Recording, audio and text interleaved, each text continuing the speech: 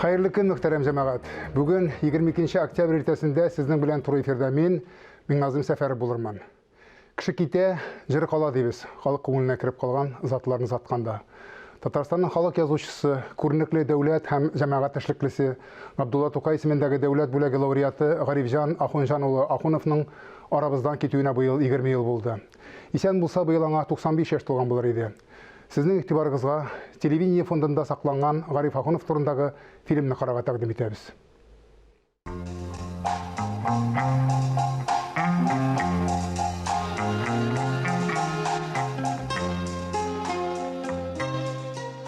Идел үсләрендә көзге томан, безнең уфтанулар түгелме? Кояшы да сирәк күренә шул, елмаюлар Гариф сүрелде. Идел үсләрендә язгы томан, күтәрелер уйлар дулкыннар, якты булсын син калдырган еллар, синдәй Гариф көләч булсыннар.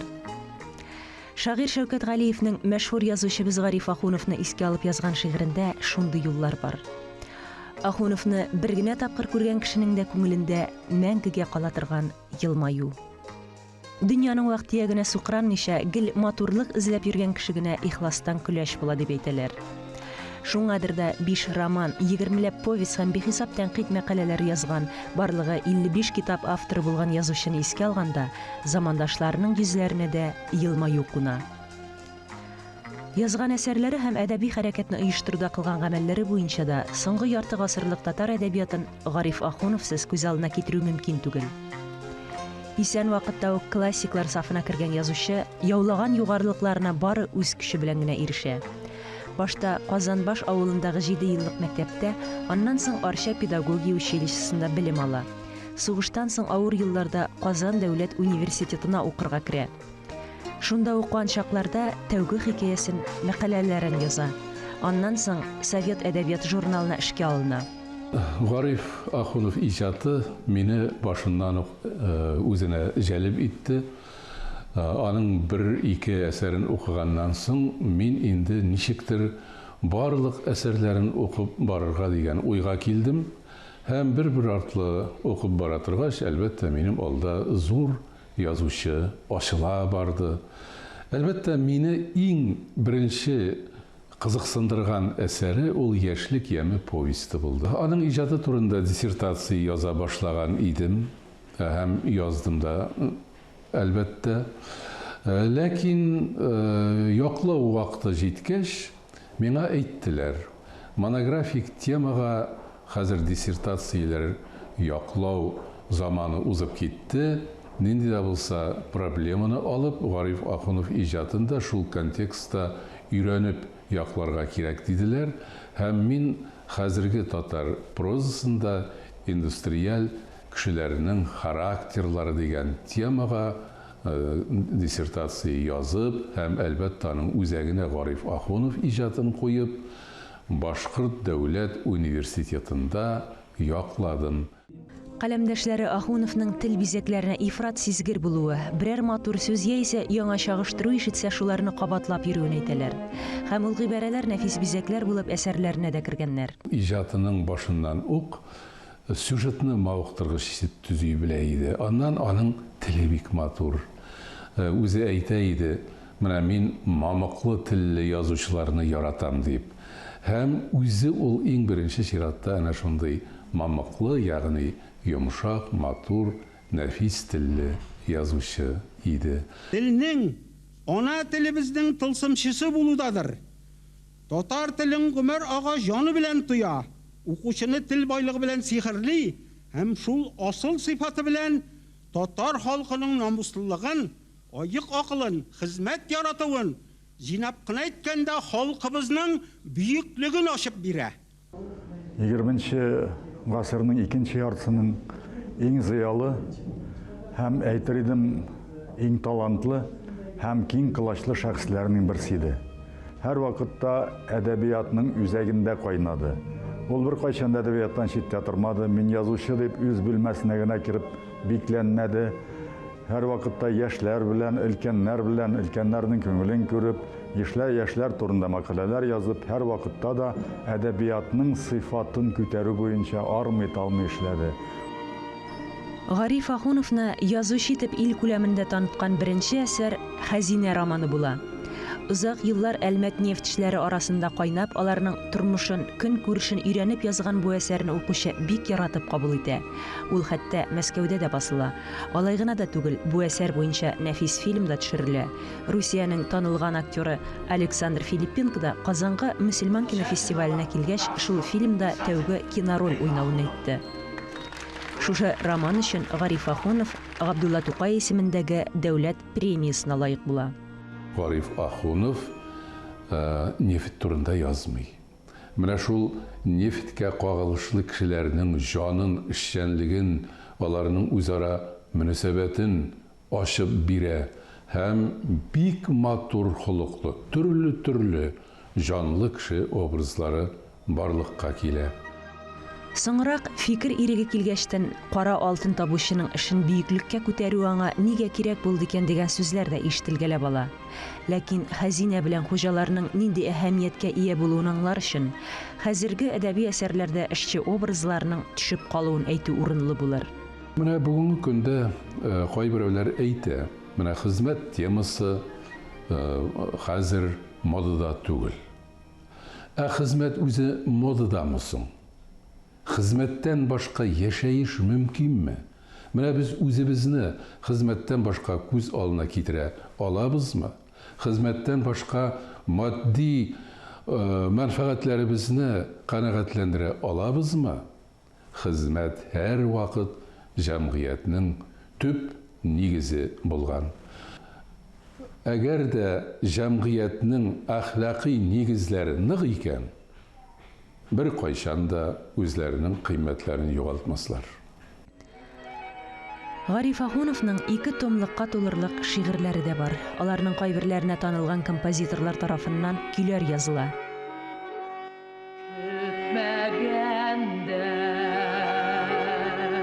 Килде бу кайгылар, көтмәгәндә килде бу сагыш, күңелемдә минем һәр уярсың, ник аяусыз икән бу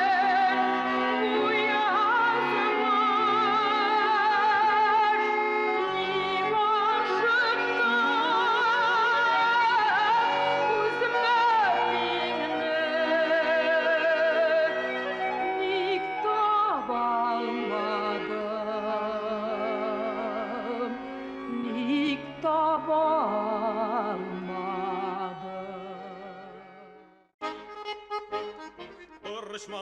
Әлбәттә, язучылар берлеген җитәкләгән чорда аның «Утлар яна учакта» дигән драмасы сәхнәгә куела һәм ул уңыш казана. Тамашачы ул спектакльдәге җырларны әле дә яратып тыңлый. Мине чакырды, әйдә көйләрен син яз. Казаннан композиторга эзләп бармабыз бу юлы. Үзебездә Әлмәттә булгач, әйдә әле син яз дип, «Утлар яна учакта» дигән спектакльне музыканы мин яздым. Биюләрен, җырларын анда байтак музыка иде. Ләкин шигырьләрне җырларга Гариф үзе алынмады, чакырды Саҗидә Сөләйманованы. Саҗидә Сөләйманова шигырьләрнең сүзләрен язды, героиняларның, геройларның, мин көйләрен яздым. Рухи дуслык ул бик тирәндә дип уйлыйм мин, чөнки аның җаны ни тели, нинди уйлар белән яши ул мин белә идем. Ул минем тормышым белән бик кызыксынып тора иде. Минем турда мәкаләләр дә язды. Мин дә кулымнан килгәнчә истәлекләр яздым аның турында. Шулай итеп без бер-беребезгә терәк булып иҗат иттек. Урыны җәннәттә булсын. Элеккеге РСФСР һәм СССР язучылар берлегендә сәркатип, аннан соң 10 ел Татарстан берлегендә рәис булып тору, 2 тапкыр СССР Югары Советына депутат булып сайлану. Иҗаттан аерылмыйча мондый постларны биләр өчен тере көмеш кебек җитезлек сорала. Идеологияның иң көчле заманнарында ук татар әдәбиятының урыны турында әйтеп, Мәскәү түрәләре каршында зур горурлык белән үз сүзен үткәрә белү исә аның тәвәккәллеге турында сөйли. Иҗады бер булса, татар әдәбияты үстерүгә керткән иҗтимагый өлеше, аның икенче иҗады кебек зур нәрсә. Мен публицистика өлкәсендәге хезмәтләрендә бик зурга санар идем. Берәр яшь талантны күрсә, аның турында язырга ашкырып торыр иде. Әдәбияттан түгел, сәнгать вәкилләр турында да. Инде безнең тормышта бит юбилейлар һәрвакыт булып тора. Ул һәрвакыт алар турында да матур-матур чыгышлар, мәкаләләр язарга өлгерә иде. Һәм шул вакытта күпләрне менә өлкәнрәк булуның хәтерендә зур рәсми чыгышларда да Гариф абый образ иттереп, җиренә җиткереп, түрәләрендә күңелләренә үткәрлек иттереп чыгышлар ясый белә иде. Һәм әлбәттә ул әдәбиятның олтаны җегет кешесе иде. Татарстан язучылар берлеген ул җитәкләгән чорны бик күпләр татар әдәбияты өчен иң уңышлы еллар булган дип бәялиләр.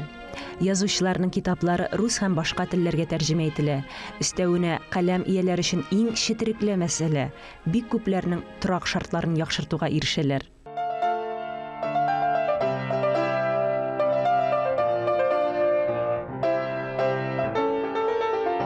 Яқты көн илһам бир миңа, көн буена җитәрлек. Уйларымны, хисләремне халыкны итәрлек, халыкны итәрлек.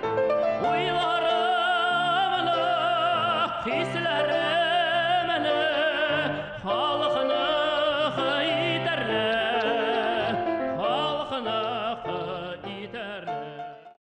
Ул күп йөри, чит илләрне күрә. СССРның танылган әдипләре Шыңгыз Айтматов, Рәсүл Гамзатов, Мостай Кәримнәр белән аралаша. Һәм аларны Казанга чакырып, башкалар өчен дә онытылмаслык очрашулар үткәрә. Шәһәрнең иң кыска урамнарының берсе Новаторлар урамы дөньяның ыгы-зыгысыннан бөтенләй читтә сыман. Буш вакытларында Гариф ага шушы тыкрыклардан урарга яраткан. Башкаларны фатирлы итә алган Ахуновның үз гаиләсе бик тыйнак шартларда гомер иткән. Фатирда алардан соң бер нәрсә дә үзгәрмәгән диярлек. Китаплар белән шыплап тулган киштәләрдә гаилә өчен кадерле булып саналган һәр нәрсәдә аларның рухы саклана. Шаһидә апаның җылы кулларын оныталмаган шаян кушаматлы песи хуҗаларның фотосурәтләре каршында утырырга ярата. Гариф аганың көне язу өстәл артында таң сызылган мизгелләрдә башланган. Тәүлекнең 5-6 сәгате язу белән үтсә, калганы дөнья мәшәкате, башкалар мәнфәгатен кайгыртып узган. Бу фатир бик кунакчыл була. Әңгәмә корып утырасы килсә, ул дусларын чакыра, танышларын ияртеп кайта. Гөлшаһидә ханым хәзинәдә булганын куеп, табын янына дәшә. Гариф ага хатынын яратып, Шәйдә дип исемен кыскартып эндәшкән. Шәйдә апагыз сабыр булганга шундый дәрәҗәләргә ирештем. Әле Шәйдә белән киңәшәсе булыр дигән сүзләре гадәти саналган. Аларның мөнәсәбәтләре үзгә, бер карасаң бик тыйынкы, ләкин шул ук вакытта күз карашы белән дә иркәли торган мәхәббәт иде, ди кызлары Наилә ханым. Бәлки бу тартылуның төбендә мәхәббәттән дә бигрәк бер-берсенең фаҗигасын аңлауда яткандыр. Гарифҗан атлы малай 6 яшеннән әтисез үсә. Колхозлар оештырып йөргән Ахунҗан активистны үтереп ташлыйлар. Ул туган кичкенә Өчиле авылы Гариф аганың үзе ясаган рәсемнәрендә генә калган. Гөлшаһидәнең әтисе Габдрахман мулла исә шомлы елларда үз-үзенә кул салырга мәҗбүр була. Шул адымы белән ул гаиләсен эзәрлекләүдән аралый. Соңрак бу вакыйгалар язучы тарафыннан Идел кызы романында сүрәтләнәчәк. Гөлшаһидә ханымның әнисе Йөзлекәй карчык кияүнең кадер-хөрмәтен тоеп вафат була. Персонаж буларак Хәзинә романында урын ала. Бу гаиләдә барысы да әдәбиятчылар. Гөлшаһидә Максудова үзе хикәяләр язган, тәрҗемә эшләр белән шөгыльләнгән. Уллары Рәшид белән киленнәре Марина тәрҗемәчеләр. Кияү Борис Вайнерны балалар иҗаты һәм җырлары аша беләләр. Кызлары Наиләдә әтисеннән күчкән сыйфатлар байтак. Ул да оста оештыручы буларак үз янына туплый белә. Инде байтак еллардан бирле яшьләрнең ак карга әдәби берләшмәсен җитәкли.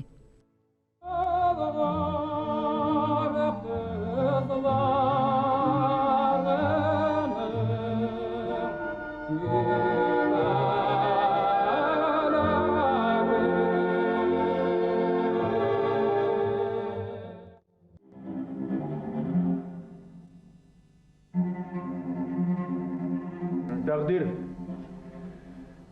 Дөньяда берәүнең дә тәкъдирен әйләнеп үтә алганы юк әле. Тәкъдир вә ният йөртә кешене.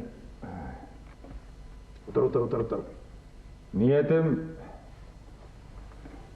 халыққа аң білім беріп, дүнияға мәғрифет нұры себіп яшау еді, Ғабдылхалим абзай.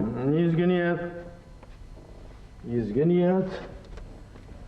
Ләкин бит аны әнкәем қапқа түбәсенә менеп кенә себеп булмый. Яки менә мунчада шабата тоқап. Анысын ойларға керек инде, Ғабдылхалим абзай. Сенің турында мен қат ойлаган. Мен қат ойлап, күрәсе кешеләрне күреп, ризалыкларын алып килдем. Әгәр дә син рөхсәт итсәң. Нәрсәне рөхсәт итсәм? Халыкка аң белем таратып, мәгърифәт нуры сибәргә уйлыйм дидең түгелме соң? Бүгенге дөньяда, бүгенге татар дөньясында моның өчен муллалыктан да кулай нинди эш бар? Габбас мулла Идел кызының бер геройы гына булмыйча, Гариф Ахунов прозасының ачышларыннан берсе булды. Хәзрәт үз сыйнфы кысаларына кабул ителгән күзаллауларга, кагыйдәләргә сыйшып бетмәгән мулла булып чыкты. Образ руханиларга карата мөнәсәбәтебезне үзгәртеп җибәрде. Роман 3 бүлектән торырга тиеш булса да, соңгысына язучының гомере җитмәде. Әлеге әсәр Совет хакимияты елларында кешеләрнең гаять авыр язмышларга таруларын күрсәткән беренче әсәрләрдән була. Гариф ага туган ягын һәр чак олылап яши. Якташлары хәтерендә ул аларны яклаучы, яратучы аксакал булып калган. Шуңа да васыятләрен үтәп, исеменә тап төшермичә яшәргә омтылалар. Әдәби сүзнең көчен, олылыгын аңлау арча кешесенең канында ярала. Бу районда иҗади берләшмә эшләмәгән бер генә мәктәп тә юк. Район хакимияте яшьләрнең иҗатка дәртен үстерер өчен Гариф Ахунов исемендәге премия булдырган. Сабакташлары, остазларның алкышлары астында сәхнәгә бер артлы кызлар күтәрелә. Зилә, Ләйсән, Рамиләләр олы юлга җыеналар. Әдәбият мәйданында Казан арты егетләре урынын арча кызлары даулый димичә ни дисең? Гариф ага үзе күрсә нәрсә әйтер иде икән? Шатланыр иде мөгаен. Халкының уңышларына чын күңелдән куанып, онытмауларына рәхмәт белдереп, бөекләребез рухын кадерләп саклаулары өчен якташлары каршында баш ияр иде. Якты кем акыл бир миңа, ел буена җитәрлек. Айлы узып, елны узып, гасырларга китәрлек, гасырларга җитәрлек. Айлы узып, елны узып, гасырларга китәрлек, гасырларга җитәрлек.